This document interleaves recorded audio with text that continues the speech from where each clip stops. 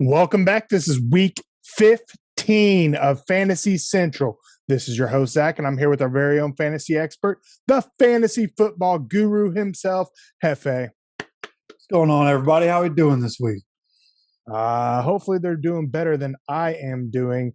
I have officially been eliminated in both of my leagues from playoff contention. Did you make the playoffs in any of your leagues? There's only one league that I care about. That one I missed the playoffs. One of the random leagues that I'm in, I went undefeated. So that's nice. Scored the most points in that league. A lot of my leagues I did pretty well in. It's just, of course, the one I care about is, pretty much my worst league this year. I almost upset one of the best players this week. He had Terry McLaurin and TJ Hawkinson get him 0 points, but he had Matt Stafford and Cooper Kupp, who went off on Monday night. I had, I believe, Matt Gay, the Rams kicker, I had Prater and Zach Ertz, and fell 0.8 points short of beating him. Oh, that's that's right, 0.88. He beat me by 0.88. Wow, that's crazy. It's kind of like how it was a couple of weeks ago when I lost by that 1 point.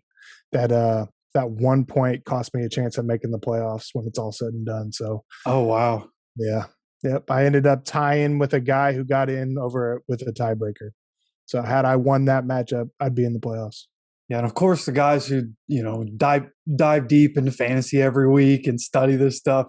Of course, we have the most injured teams, and we end up not making the playoffs. Yeah, exactly. The last 4 or 5 weeks when my team got healthy, I've been blowing everybody out of the damn water. Other than that 1 point loss, which that week I blew everybody out of the water except for one person, which was the one person that beat me.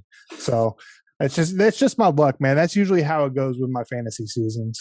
Yeah. Now we're moving into the playoffs. Me and you are out of contention. Hopefully we have better luck next year, but we have a good show for everybody now that we're diving into the playoffs. Yeah, absolutely. So, all right, let me get this read out of the way real quick. Shout out to all of our WUBI Live radio listeners as the Horsemen Pro Football Talk with Brad. He's back from vacation, just finished up, and here you are still sticking around, ready to talk some fantasy football with your boys.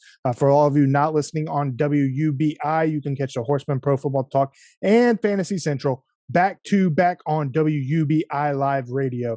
The app is available for free on your app store, or you can head over to WUBI.live for more information, or if you want, you can stream directly from your internet browser. Of course, if you're watching this on YouTube, Facebook, or simply listening on your favorite podcast platform, hit that like, share, subscribe button and help us out. One simple, quick gesture goes a very long way with us, and we appreciate everything you guys do. This is week 15. It's playoff time in the fantasy football world.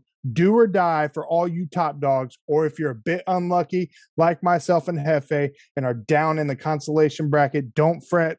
Fantasy all is about fun, so let's keep it competitive, finish this bad boy out while we head down the stretch here. As always, Jeffe is going to run down some guys that may be available out there on the wire for you, followed up by his top 10 fantasy backs and receivers for week 15. And of course, we will finish up with my surefire must start, must sit them, start them, week 15. Are you ready, Jeffe? Yep, ready to get into it, man. All right. Well, the buys are over. No more buys in the NFL this season. Everybody is available unless they are either hurt or suspended. Antonio Brown, you're in need of a solid replacement on the wire. Who are you targeting? So, like you said, there are no more bye weeks. So the waiver wire from week to week is going to get a little skimpy because there are so many guys available now. But when you're talking about running backs, there are some injuries that have happened. And a guy that stepped up this last week we saw is Rashad Penny for the Seattle Seahawks, guy that they drafted in the first round a couple of years ago. He's dealt with a lot of injuries. I believe missed 21 games in his first 2 seasons, and is kind of taking a backseat to what was Chris Carson. Obviously, he's been out. Alex Collins kind of took the reins, but with Alex Collins being injured and not in the lineup, Rashad Penny came in and did exactly what Seattle had hoped for when they drafted him. He looked like a star. He looked like the guy in that backfield. And I know currently, as we're recording this, his projection in the ESPN Fantasy app is only like 9.8 points for this week. I expect him to at least double that. He should have a pretty good week for the Seahawks. I see him getting a workhorse kind of workload with how he looked in their last game. So he's probably available in your league. Go ahead, pick up Rashad Penny. If you're still in the playoffs, another running back. And the only other running back that I have listed here for this week is going to be Justin Jackson. And this is kind of like a shot in the dark. And this is if Austin Eckler doesn't play. Sounds like he might play. But for the off chance that he doesn't play, obviously an ankle injury, they could keep him out, but they need to win games, so he might play. So next in line would be which running back has the receiving game value. That's Justin Jackson. And he's been there a couple of years. He understands the offense. So I think if you really need somebody, like if you were fitting in a Kareem Hunt, right? I'm somebody who has Kareem Hunt, and obviously he's hurt. He's probably not going to be playing on Saturday for the Browns. So Justin Jackson could be a guy that has that same kind of value. He's not going to go and get you 20, 25, 30 points, but a guy that could net you somewhere between 10 and 15 and at least keep your fantasy team relevant from the RB2 position for week 15. Yeah, not a bad analysis there. I have no qualms about that and no disagreement. So anybody else you want to talk about on the wire this week? Yeah, so I have one quarterback, and then we'll talk about the receivers afterwards. This one, I have no idea how he's not being rostered in more leagues, honestly. It's Taysom Hill, man. In fantasy football, you don't have to be – Timeout. I have a guess. Remember a couple weeks ago, it didn't go very well at all for Taysom Hill. But this last week, he redeemed himself. So that would answer your question as to why he's probably not rostered in quite a bit of leagues. And that's what I was about to say, because you say it didn't go well. It didn't go well for real football. He didn't have a good game. That game where he threw 4 interceptions, he still had more than 20 fantasy points. Fair enough. That's Taysom Hill. No matter how he's looked on the field, even when he started last season for when Drew Brees was out, Taysom Hill was playing. Some of those games he looked like a good quarterback. He had a couple games where he didn't look like a good quarterback, but it doesn't matter because his rushing game value and what he brings from that department is so valuable at the quarterback position. In all the starts Taysom Hill's had over the last 2 years, his worst finish is 17 points. If that's the worst you're getting from Taysom Hill, you'll take that week to week, especially in the playoffs. You need a quarterback that's going to net you at least 15 points. Like, that is bottom dollar when you're talking about playoff teams. So Taysom Hill needs to be picked up because most of his games have been over 20 points. Again, he can throw 4 interceptions, but his rushing game value, the fact that he gets rushing touchdowns, he can still easily get 20. So Taysom Hill needs to be picked up. Fair enough. I can't argue with that. You throw 4 picks, but still put up 20 fantasy points. Those 4 picks are irrelevant in terms of fantasy production. So, fair point there. I can't disagree with that. You sold me on Taysom Hill this week. So, all right, let's move on to what you say. You got a few wide receivers you want to talk about here? Yeah, a couple of wide receivers because, the wide receiver position has been so up and down. The stars this year, DeAndre Hopkins, from week to week, you don't know what you're getting with him, So guys that you could throw in there in the playoffs, maybe ruffle some feathers. First one's going to be Gabriel Davis for the Buffalo Bills, who, the Buffalo media, ever since this guy got drafted, has been ranting and raving about this guy. He just doesn't get play time, right? They have Stephon Diggs. Cole Beasley is very effective, especially on third downs. He's a reliable target. And they picked up Emmanuel Sanders this year. They had John Brown last year, but Emmanuel Sanders is hurt. And over the last couple of weeks, Gabe Davis is making plays. And I think with his athletic ability, his size, he reminds me of a young AJ Green when I watch him play. The way he moves, the way his build is, he's somebody that I think can be very, very good in this league. The Bills' offense has to have a spark. I think he's a guy who can provide that. Him and Stephon Diggs pairing up together could be a nasty duo. So Gabe Davis needs to be rostered on every playoff roster. If you're in the playoffs, target Gabe Davis. There's guaranteed to be somebody in your league that won't bring you as much value as he will. Another receiver here is going to be Allen Lazard, who I almost didn't put here because, some weeks It's just, Aaron Jones and Devontae Adams dominate touches. But ever since Allen Lazard came back from his injury, he's been getting more involved every single week. For a little while, MVS was kind of that second receiver stepping up because you factor in the Randall Cobb injury. Randall Cobb goes out right when Aaron Rodgers was starting to regain that rapport he had with Randall Cobb. He gets hurt. He's out for the foreseeable future. So if you're looking for at least a decent flex play, somebody who gets you, 10 to 18 points, depending on whether or not he can score a touchdown in a game. Allen Lazard, I think, can be that guy. If you really need somebody, you're not able to get a Gabe Davis, then Allen Lazard could be that option. Obviously, he has Aaron Rodgers as his quarterback, so quarterback play never a question there. So I think he's a safe option there if you need him. And the last person we have here on the waiver wire is going to be KJ Osborne, a guy we continue to talk about, but I continue to see him available in different fantasy leagues, and I think that needs to change. KJ Osborne is very explosive, and if he's filling in for Adam Thielen's spot, this past week he had 9 targets, only ended up with 3 catches. One of those was for a long touchdown.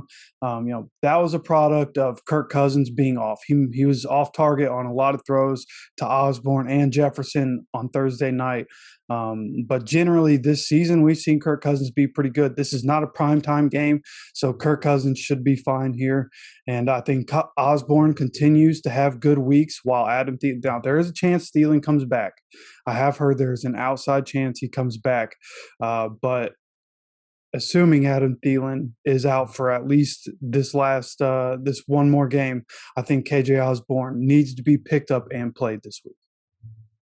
All right, heard that. I do want to talk about Allen Lazard. We're not going to do that just yet. We will get to him later on in the show. But Gabe Davis, I do like Gabe Davis. He's quietly been putting up fantasy production, and he seems to be probably tied with Cole Beasley as the number 2 wide receiver there in Buffalo. So I do like the Gabe Davis pickup. Not quite sure about the matchup this week. I almost had him and Cole Beasley sitting on my must-sits this week, but I kept them off that list. So if he's out there, pick him up. He could put up a touchdown or 2 for you there. And so that is Jeffe's Week 15 waiver wire picks. We will now move on to Jefe's top 10 running backs for Week 15, the first round of the playoffs of this 2021 fantasy football season. And as always, we will start here with number 10. All right, coming in at number 10 for Week 15 for running backs is going to be Aaron Jones going up against the Baltimore Ravens. We're 7th against running backs in terms of fantasy, but I think that's more of a product of the fact that, they've had so many injuries Baltimore has in their secondary throughout the year that people just pass on them. They've been able to be passed on all year long there in Baltimore. So this is a game where, I wanted to have Aaron Jones higher. I think he's going to have a really good game. But he's been splitting time with A.J. Dillon, and rightfully so. A.J. Dillon has been very effective. He's a wrecking ball when he gets into the game. But I think Aaron Jones finds his way into the end zone here against Baltimore. I think Green Bay is going to be up in this game for pretty much all of it. And so they're going to use a lot of Aaron Jones and A.J. Dillon to kind of run the clock in this game. So I think Aaron Jones has another top 10 week in Week 15. Number 9, we're going to stay in that same division. It's going to be David Montgomery going up against the Vikings, who are 18th in the league against running backs. And we just saw what Najee Harris was able to do against the Vikings.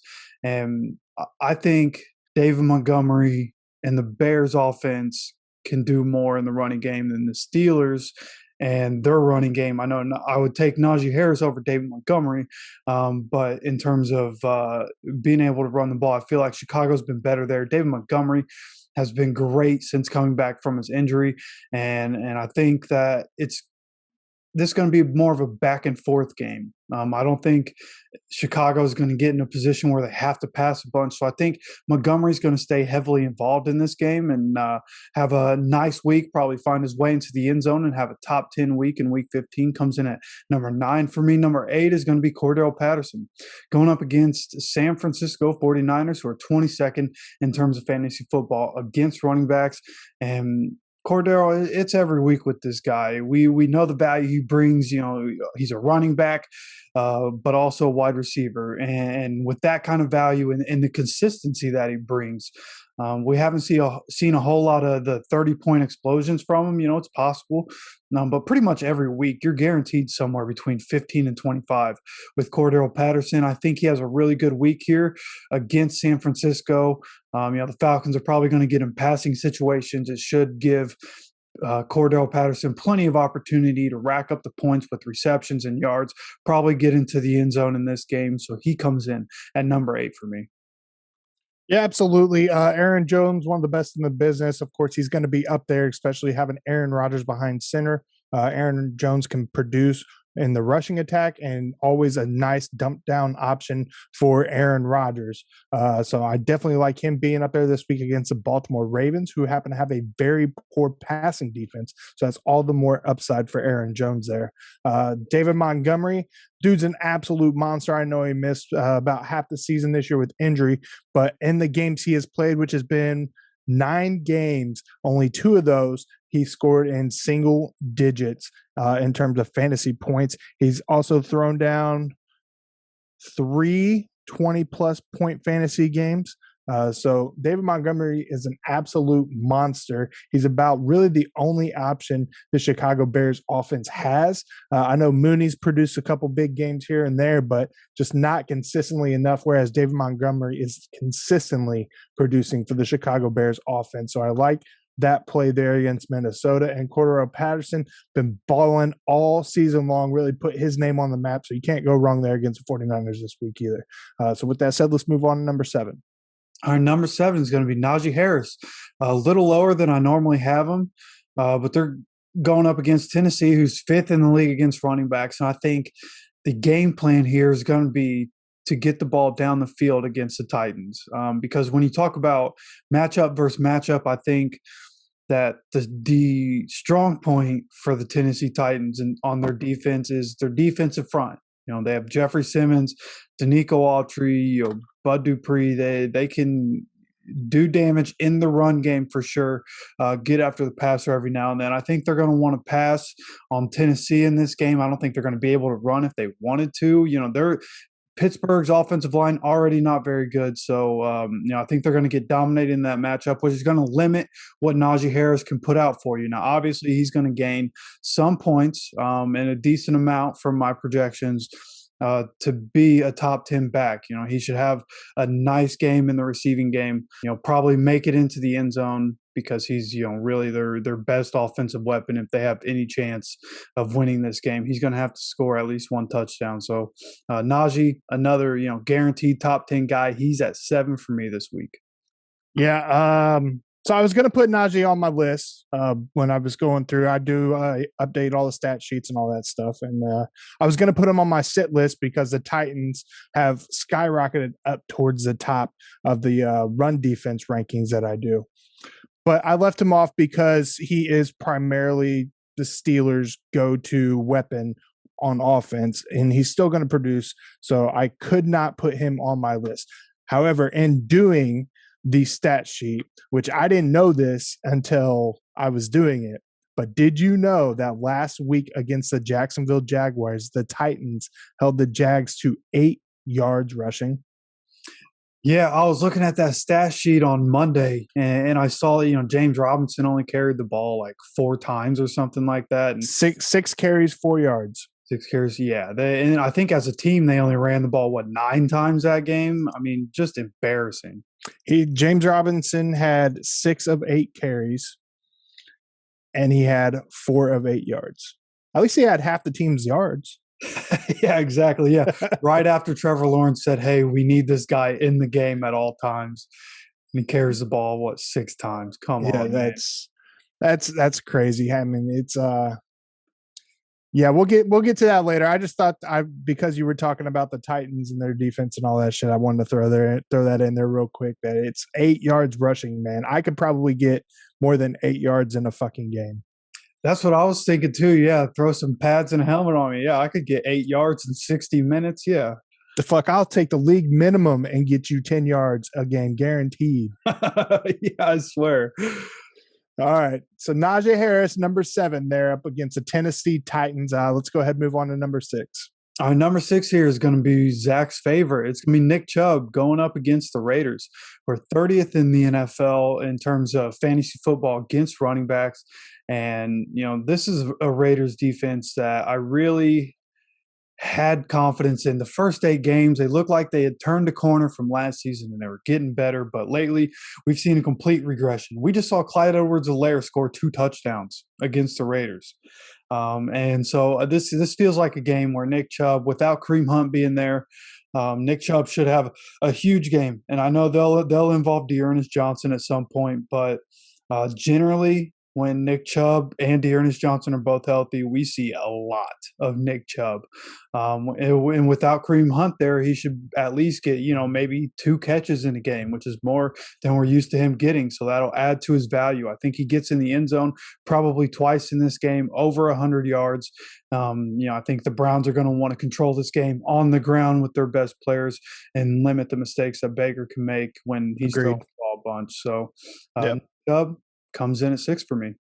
Yeah, I agree wholeheartedly. It's Nick Chubb is a ground and pound type back, and that's primarily what the Cleveland Browns do. They run the football down your throat. Nick Chubb is that guy. He will be getting his touches. I do think he will get in the end zone at least twice this game, and he will put up 100 yards without a doubt. So no disagreements for me there. Nick Chubb, number 6, well-deserved. So let's move on to number 5, a guy I really like. So let me talk about him after you get done. Yeah. So number 5 here, cracking into top 5, is going to be James Conner, who just absolutely went off in a game where the Cardinals lost to the Rams, but James Conner did what James Conner's been doing, and he balled out. Now, Chase Edmonds probably going to be back for this game in Detroit, but I don't think that's going to play a huge factor. I think they'll ease Edmonds back into the action, especially with the way James Conner's been playing. And I know there are some people that were worried on the very last play of the Cardinals-Rams game. They showed a shot where James Conner was slow to get up. He had the trainers around him. I heard everything was fine. It was more of a, getting the wind knocked out of him situation. He was tired. He put in a lot of work that night. He was tired. So no need to worry about James Conner and his health situation going into this game. But they're playing Detroit. And, Detroit plays with heart, and I get that. But they're 29th in the NFL against running backs. And if you saw what James Conner was doing the last couple of weeks, the catches that he's made, a couple of one-handers, the routes that he's running out of the backfield has been pretty nice. So he's getting involved in every part of this offense. They're using him a lot, and I don't expect that to change against the Lions. The only downside to this is the fact that James Conner might be sitting in the fourth quarter because the Cardinals are up by 5 touchdowns. Yeah, that's a very real possibility. I would imagine if that's the case, they'll probably put Conner down, let Chase get some more reps, get him back involved. But look, James Conner has been one of the best backs in all of football this year when it comes to fantasy. Last week, this dude alone had 13 carries, 31 yards. Oh, yeah, no big deal, 31 yards. But he was able to pound it in twice, and he had 9 targets for almost 100 yards. I just counted it up. The first, 1, 2, 3, 4, 5, 6, 7, 8 games of the season, he had a total of 5 receptions. The last 1, 2, 3, 4, 5 games, he's had 24 receptions. So everybody wrote him off at the beginning of the year saying, oh, this guy can't catch balls, all blah, blah, blah, blah, blah. He has not only turned into a stellar running back, but also a back that's capable of catching balls and makes him probably one of the most valuable running backs this season alone. So I was blessed enough to have him on one of my teams, even though I didn't make the playoffs. The dude still fucking balled out for me. And even with Chase Edmonds coming back, because James Conner has been capable of hauling in those balls and almost putting up 100 yards receiving alone, I think they will continue to feed him and make it a point to get him the ball because he's doing nothing but fucking balling out for the Cardinals. And you cannot not give a guy touches when he's been producing pretty much ever since Chase Edmonds went out. Well, he's been producing all year, but more so since Chase Edmonds been out. So really like James Conner there. You want to touch up on anything there? No, you've hit the nail on the head right there. Just I thought it was pretty amazing James Conner, he scored a lot, and I honestly thought he led the league in rushing touchdowns. Because Jonathan Taylor's had some receiving touchdowns, but James Conner, and it's still impressive, but James Conner's number 2 in the league in rushing touchdowns with 15 this year. JT is at 16. So I was one of those people that wrote James Conner off in the offseason. I thought he had lost it. He didn't look good with the Steelers last year, but looking at the Steelers this year and looking at James Conner this year, it's obvious that that's more of a Steelers problem than it was a James Conner problem. So congratulations to him. He bet on himself this year on a 1-year deal, and he's about to get a fat paycheck in the offseason. Yeah, he's going to get paid handsomely and well-deserved too. So absolutely. All right, let's not waste any more time on James Conner. By the way, he is on my must-starts this week, so make sure you're playing James Conner. If you haven't, which you should already know that because he's one of the best backs in the league this year, like we were just talking about. Let's move on to number 4 in your top 10. Our number 4 in the top 10 this week for Week 15 is going to be Elijah Mitchell coming back from his injury to play against Atlanta here, who is 28th in the league against running backs. And, we're starting to have a theme here, 30th against running backs, 29th, 28th. It's a great matchup. And Elijah Mitchell has been very, very good when he's been in the games. I expect the 49ers to be up for most of this game against Atlanta, and I think they're going to lean on Elijah Mitchell. Now, Devo Samuel is obviously going to take some of that value away because he's been so good in the backfield, but with Elijah Mitchell being back, they'll use more him and keep Devo Samuel on the outside because that's what the offense is designed to do. So Elijah Mitchell, I felt like he needed to be in the top 10 somewhere, and with the matchup that he's getting this week and the way I think that game's going, I think he has a great game, probably gets in the end zone once or twice in this one. So he comes in at 4 for me in Week 15. Number 3 for me this week is going to be Dalvin Cook going up against Chicago, who is 13th in the league against running backs. And we just saw what Aaron Jones was able to do against the Chicago Bears. And I think Dalvin Cook can do the same damn thing. I think he can explode, have a couple touchdowns. He's going to be involved in the passing game because Alexander Mattison not going to be available for this game. They went and picked a running back up, and I just don't think it's going to be something where Dalvin Cook is giving away carries or opportunities to another running back that just showed up to their team this week. So expect Dalvin Cook with his hurt shoulder. I mean, he looked fine. I saw him. There were a couple times I saw a bigger guy fall on him when he was getting tackled, and Dalvin Cook was popping right back up. He didn't look like he was grimacing at all. He's a tough guy. He's getting through this shoulder injury, and he's going to come up big time for his team again. Comes in at number 3 for me for Week 15. Yeah, don't really have a whole lot to add. Dalvin Cook is the man. He's definitely playing through. He kind of threw me off when he came back because I wasn't expecting him to come back. What was that, a couple of weeks ago? And was fully anticipating Alexander Mattison to have a monster day. But Cook came back. He's filled in. I believe Madison's out hurt now. So, no doubt Dalvin Cook, well-deserved. He's one of the best backs in the league, proven that the last few years. So he is sitting there at number 3. With that said, we'll move on to number 2, which will be no surprise because he's usually either 1, 2, or 3 on Jeffe's week list every week. And then he'll follow that up with the number 1 guy who is also right there with this guy as well. Yeah, these last 2, they're up here every week, and rightfully so. And Austin Eckler is going to come in at number 2 this week, going up against the Chargers. And, we had mentioned Justin Jackson earlier, so there is a chance Austin Eckler doesn't play, but it sounds like he could. And, again, the Chargers have to win. So if he's playing, which I expect him to do, he's going to get the touches. In the last game here, Austin Eckler was putting up a lot of points very quickly, and then he got hurt in that third quarter. And that's the only thing that stopped his fantasy production, but he still got you right under 17 points in less than 3 quarters. So I think Austin Eckler, guaranteed to have good game with everything that he brings. Now, it does worry me a little bit. It says here KC is 20th in terms of fantasy against running backs. That's, I feel like, a little misleading because that defense has been very, very good over the last month and a half or so of this season. So there's a chance that I miss here, but with what we see from Austin Eckler week in and week out, he's one of those guys that seems matchup proof. So I felt like he deserved to stay at number 2. He's number 2 for me in week 15. Number 1 is the number 1 running back in all of fantasy football, has been for a while now. It's Jonathan Taylor going up against New England, which is also a tough matchup. New England is 15th in the NFL against running backs in terms of fantasy football.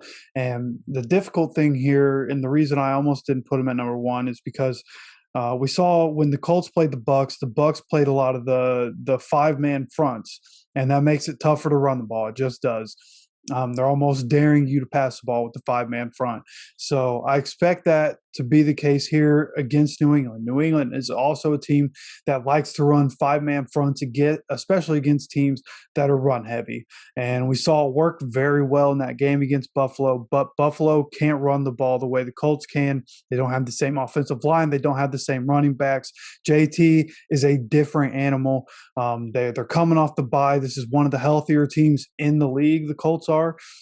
So with the healthy offensive line having a week to rest up, getting Big Q a little bit of rest with what he's been dealing with all year, I think it's going to be a big deal in this game. And so I expect JT to be involved in the run game heavily, probably in the pass game a little bit. 30 touches is very realistic for this game. If the Colts want to win, they need to give him the ball. So expect JT to be the number 1 running back in fantasy again. Absolutely. It's they have to give Jonathan Taylor the ball if the Colts want to be productive. I think they have finally figured that out. They have learned their lesson throughout this season.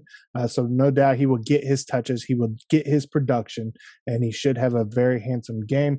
So real quick, I'm going to run down Jeffe's top 10 running backs.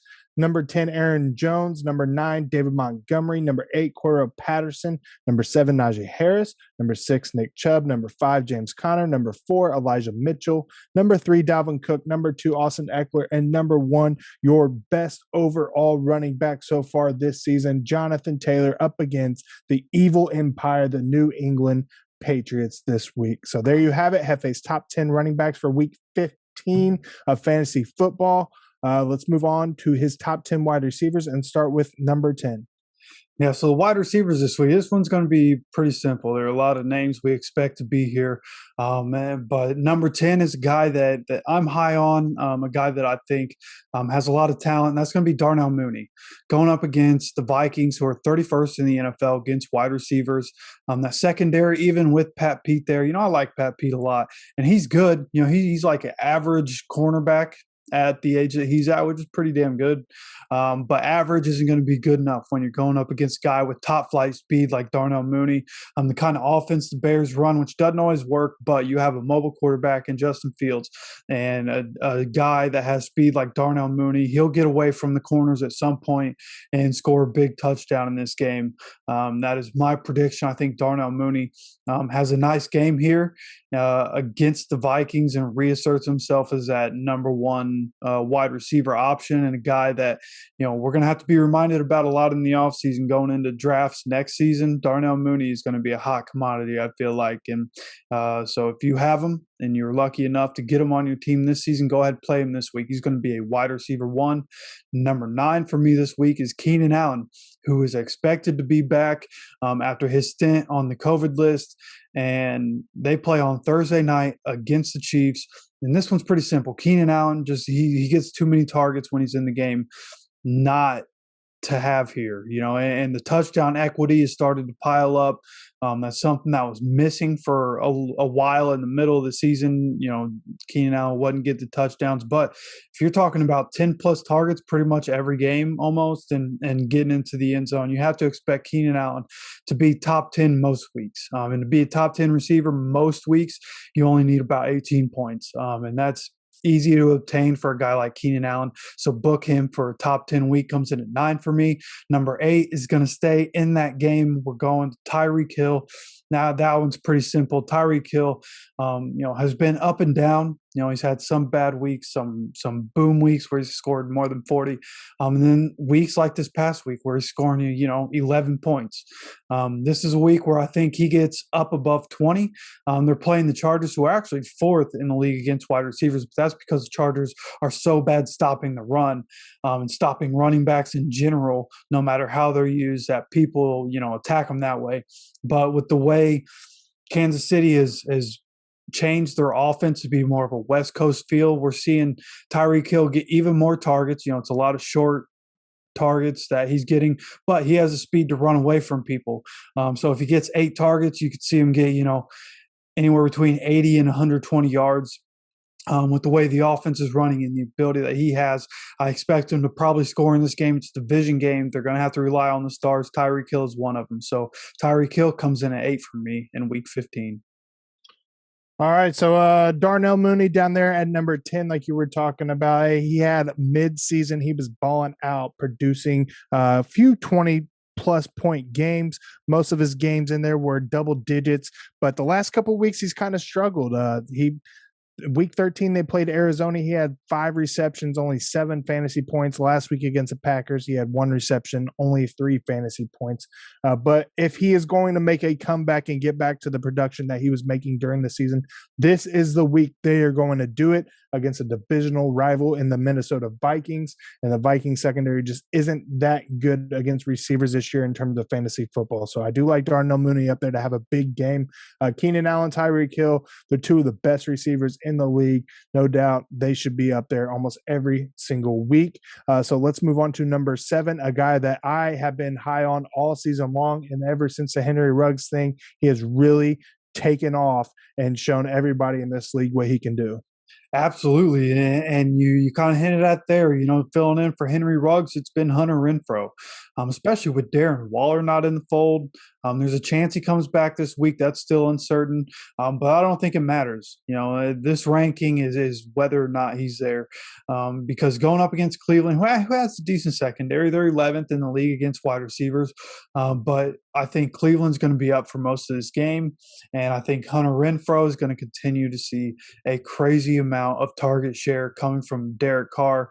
We've seen that rapport just continue to grow and grow and grow as Bryan Edwards has not been able to get anything going. Foster Moreau coming in for Darren Waller has not been a good replacement and hasn't been able to get open for Derek Carr. So Hunter Renfro, with his shiftiness, I expect him to get open just enough in this game to see, probably somewhere between 12 and 15 targets and to have another really good fantasy day, probably get in the end zone again.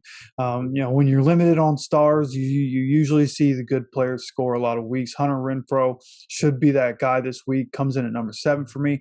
Number 6 is a guy that week to week, you just kind of never know what you're getting with this entire offense. So I was unsure, but it's going to be Deontay Johnson going up against Tennessee, who is last in the league against wide receivers in terms of fantasy football. And I kind of mentioned it earlier, talking about Najee, how I don't think they're going to be able to run the ball. The game plan is going to be to pass on this team that obviously people can pass on.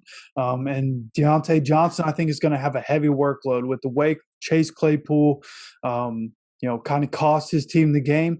I think that's going to be factored into Ben's mind when he's making decisions in the pocket. If we know anything about Ben, he's been pretty petty in the past.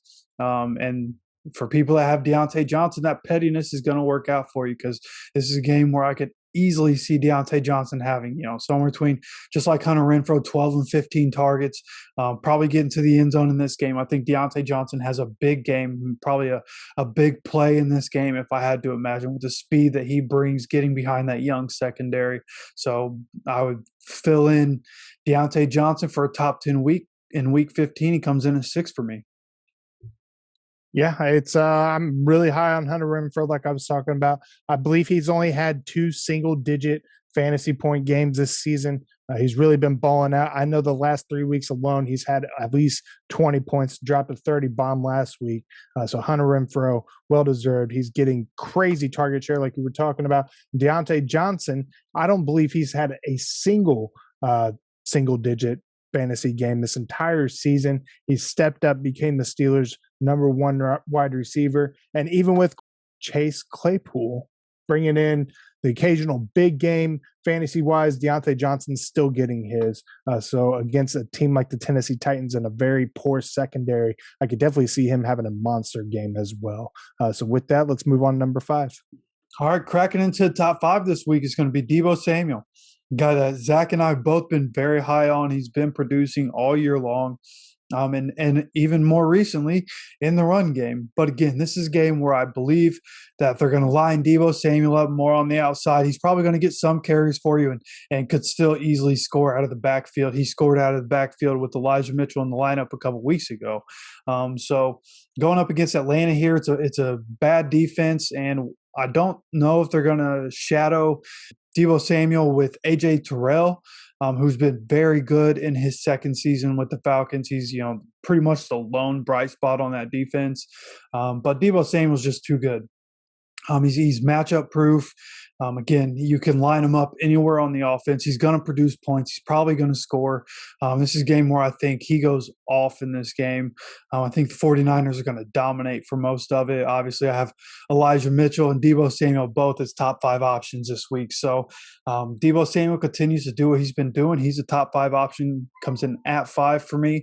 Number 4 for me this week is going to be Chris Godwin. They're playing the Saints, who have a good defense, but the Saints 28th in terms of fantasy football against wide receivers.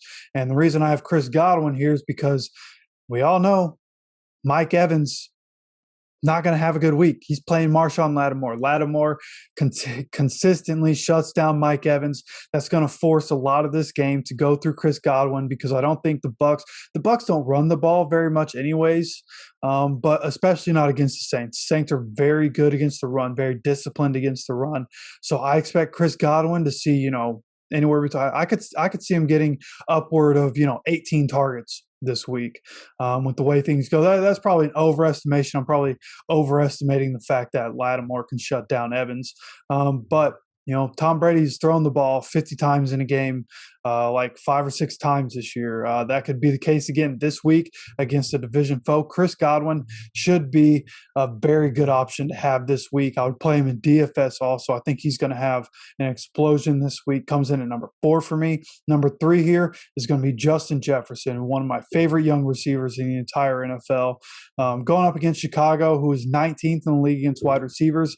And this is kind of with the assumption that Adam Thielen's not going to be there. If he's there, maybe Jefferson scores a little more modest. But either way, I think Jefferson has shown over the last month that any given week, no matter who they're playing, no matter who's in the lineup and what the game plan is for Minnesota, Jefferson's going to continuously produce and put up the points because he's just too good. I mean, there was that one throw across the middle in that Thursday game where Jefferson, he was wide open. By the way, that when I talk about Kirk Cousins missed some throws, this was a wide open Justin Jefferson. Nobody near him. Definitely about to be like a 60-yard touchdown. But Kirk throws it like up and behind him, and he somehow like contorts his body, puts one hand up, and almost comes down with that throw. It was so close. And those are the kinds of things that these star players can do. He's so good. And I think he has another top 5 week. He comes in at number 3 for me. I did not catch that. I will have to go back and check that out because that sounds absolutely fucking amazing, to be honest with you. But yeah, I don't really have much to argue about any of these guys. All 3 been balling out all season long. So yeah, no qualms here. And even moving on to the top 2 here, they're the 2 best receivers in the league. Yeah, two best receivers in the league. They've been in there just like JT and Austin Eckler. These guys are here every single week. And it hurts my feelings to do this every week because I feel like Davante Adams is the best in the league. But God damn it, we know who's been better than him. I'll talk about him in a second. But Davante Adams, easy number 2. He's got Aaron Rodgers as his quarterback. He gets a bunch of targets. Like, what do you want to know? He's Davante Adams. He's the number 2 receiver in fantasy. Will continue to do so. So expect him to have a good week against Baltimore. You're obviously playing him. So Davante Adams comes in at 2. Number 1 is the best player in all of fantasy football, not just wide receivers, the best player in all of fantasy football.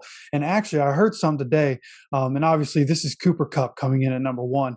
Cooper Kupp is, I believe, 0.08 points behind the all-time best fantasy points per game record, which was Jerry Rice. There was some year Jerry Rice had like 25.88 points per game.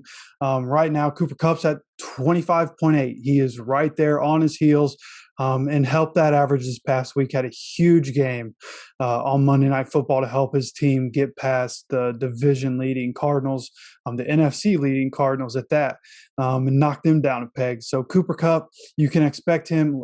There was another stat I saw with Cooper Kupp. He has had not at least 9 targets in every single game this season, which, by the way, 13 games already. He's seen a lot of targets. He's had 12 targets or more in 7 games this season. That's more than half the games this year with 12 targets. Week after week, Cooper Kupp is going to be number one. Just expect that to stay the same. It's been absolutely unreal this season what him and Matt Stafford have been able to do out there in Los Angeles. Yeah, unreal. And it's nice when we don't see the Detroit version of Stafford show up. When Stafford's on his shit like he was on Monday night, watching them two operate is a marvelous thing. Yeah, absolutely. Sorry, real quick, Jeffe's top 10 wide receivers. I'm going to run them down starting at number 10. That's Darnell Mooney. Number 9 is Keenan Allen. Number 8, Tyree Kill. 7, Hunter Renfro. 6, Deontay Johnson. Number 5, Devo Samuel. 4, Chris Godwin. 3, Justin Jefferson. 2, Davante Adams. And number 1, of course, Cooper Kupp, who's been balling out all season long. So that wraps up Jefe's top 10 wide receivers for week 15. We are running out of time very, very quickly. So we are going to fly through this surefire sit-em, start-em list I got here for week 15. We're going to start with the running backs, some must-starts. I actually have James Robinson on here. I know we talked about him earlier, only having like 4 yards, I think. I don't remember what it was. Something completely ridiculous, but it's a risky play. It's not because of James Robinson's ability. It's more about what the fuck Urban Meyer is doing. But if this matchup against the Houston Texans, if there's going to be a time when Urban gets his shit together and gives James Robinson the ball, this would be the game. So it's a risky play. The question is, will he get that volume? Jefe, go. So this is a tricky one for me because I almost put James Robinson in the top 10 because of the talent we know he has. He should be getting the ball. But from what I've been hearing, what we initially heard about the Urban Meyer situation and him calling out his coaches for, their lack of success, even though one of his assistant coaches has won a Super Bowl in the past, he called out his assistant coaches, he got into it with the players. I heard it's worse than what the public knows. Inside the building, it's worse than we know. Oh, I'm sure. And so it just – should he have a good week against the Texans? He should ball the fuck out here. But again, a week after the franchise quarterback went to the media and said, yeah, I want this guy in the game, he touches the ball 6 times. Like, you can't – I don't know what they're doing. I don't have confidence in it. If I had James Robinson, I would play him because the potential is that he has a 30-point game this week against the Texans. But I would be very worried about it.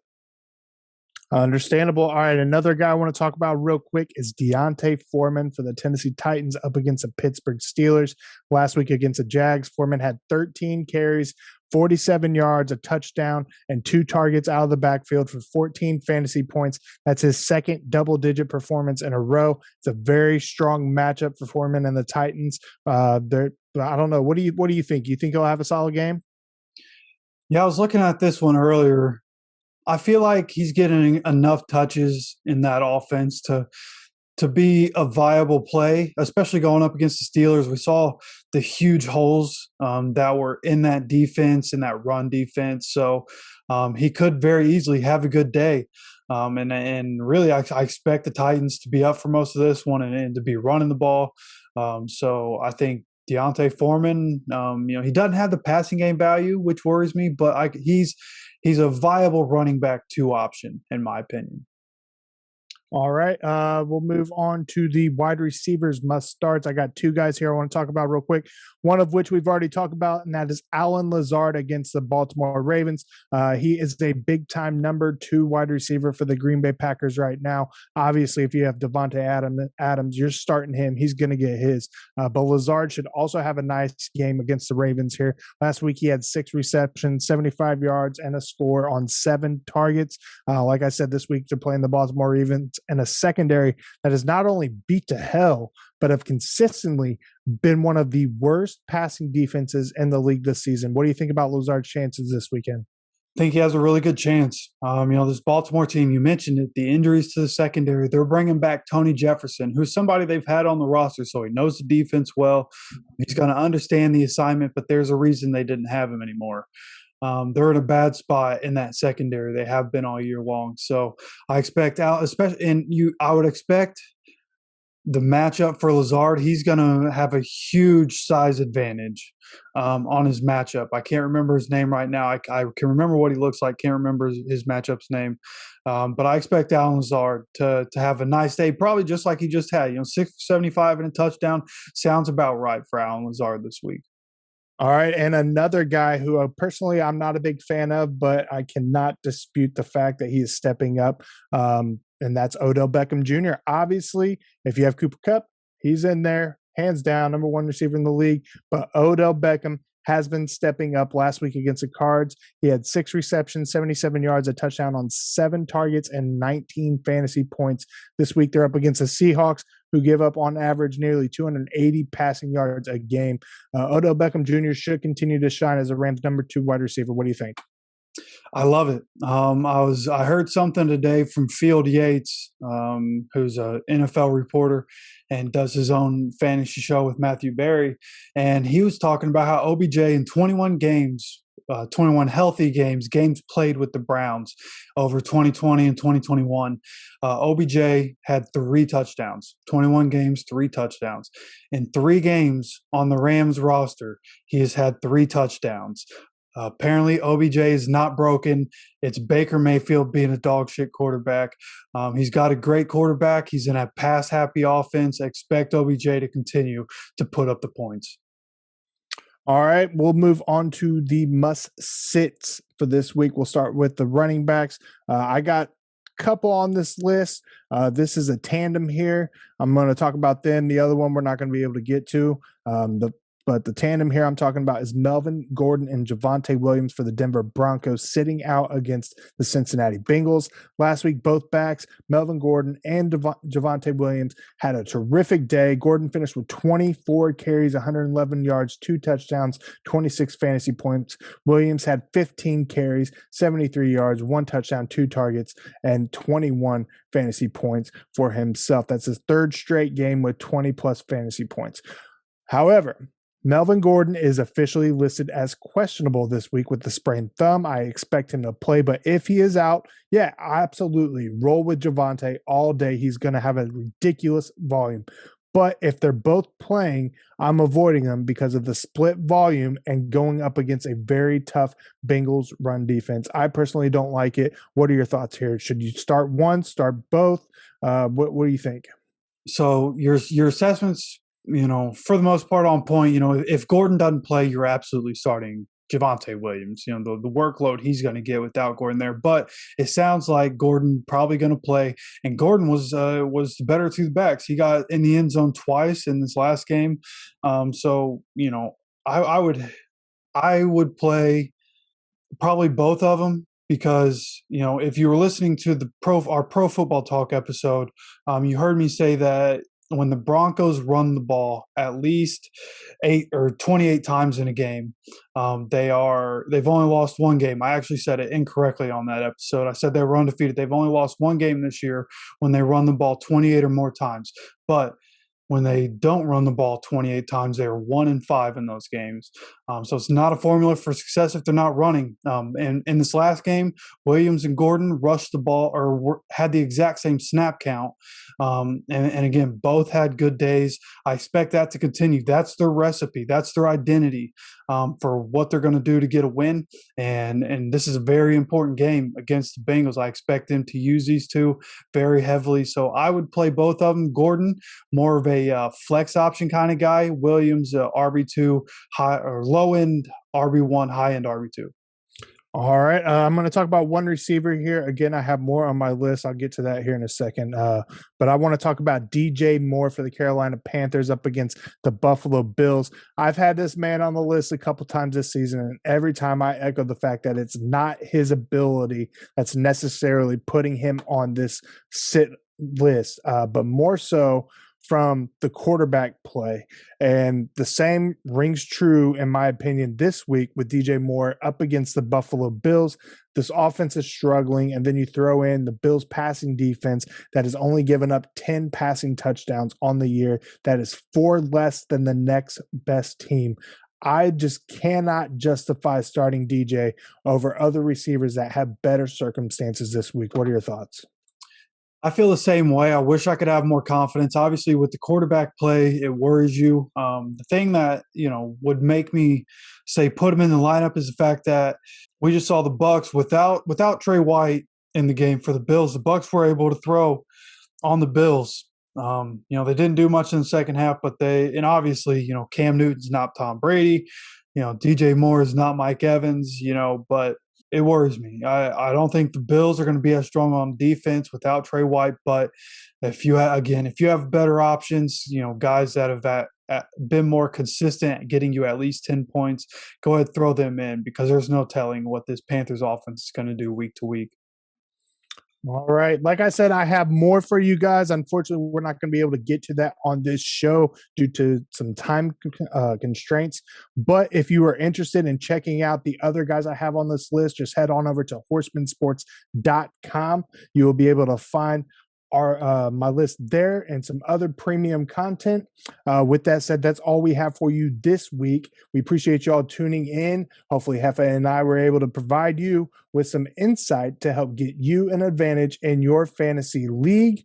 If you're looking to take your fantasy team to the next level, we offer some premium exclusive content you can only find on horsemansports.com. Head over there, check it out. That's horsemansports.com. As always, special shout out to all our WUBI Live listeners for tuning in. You can catch the Horsemen Pro Football Talk podcast and Fantasy Central on WUBI Live every Thursday at 4 p.m. Eastern Time. The WUBI app is available for free in your app store, or simply visit WUBI.live where you can stream over your internet browser. Again, as we head down the stretch here, whether you've dropped into the consolation bracket or not, keep it fun, keep it competitive, finish out the season strong. Only a few weeks left.